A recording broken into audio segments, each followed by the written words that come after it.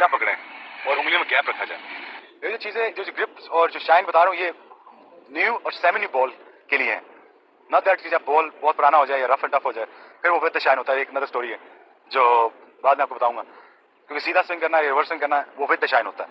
जो नया बॉल और सेमी न्यू बॉल के लिए हम ये बता रहे हैं कि सेमी न्यू बॉल जो शाइन अंदर की तरफ होगी बैट्समैन की तरफ होगी, अंदर की तरफ होगी, और जो शाइनी साइड बाहर की तरफ होगी बैट्समैन के बाहर की तरफ होगी। ये सेमी न्यू और न्यू बॉल के लिए हम बता रहे हैं। जैसे कि आप देख रहे हैं कि मेरी वेस्ट का जो एंगल है टुवर्ड्स ऑफ स्टंप है और मेरा जो स्विंग का जोर है वो भी टुवर्ड्स ऑफ स्टंप है। और इस पे प्रैक्टिस अगर आप इस पे करें और आप हेड फोकस रख के अपने रिस्ट और जो पॉइंट ऑफ फिंगर्स है वो टुवर्ड्स ऑफ स्टंप रखें।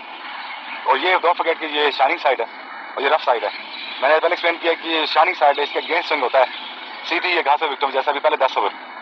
तो जैसे मैंने एक्सप्लेन किया इस फिंगर पे मेरा ज़्यादा जोर होता है और एंगल भी होता है कि मेरे हाथ का एंगल जो है वो भी टुवर्ड्स ऑफ स्टंप जाना चाहिए, कोलैप्स करना चाहिए टुवर्ड्स ऑफ स्टंप। और बेसिकली अगर आप बॉल को थोड़ा सा सीन के दरमियान अपनी उंगली के दरमियान गैप रखें सीन में तो उससे भी काफ़ी फर्क पड़ता है। नॉर्मली बॉलर्स आपको टाइट करते हैं, यहाँ से बॉल टाइट पकड़ते हैं जैसे मैं टाइट पकड़ता हूँ, और बहुत सारे बॉलर जिनके हाथ बड़े होते हैं, उंगलियाँ बड़ी होती हैं, वो सब खुला पकड़ते हैं, थोड़ा सा गैप देके पकड़ते हैं उसमें से।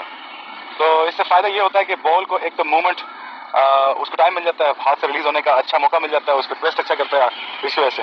और दूसरा उसको एयर मूवमेंट जो होती है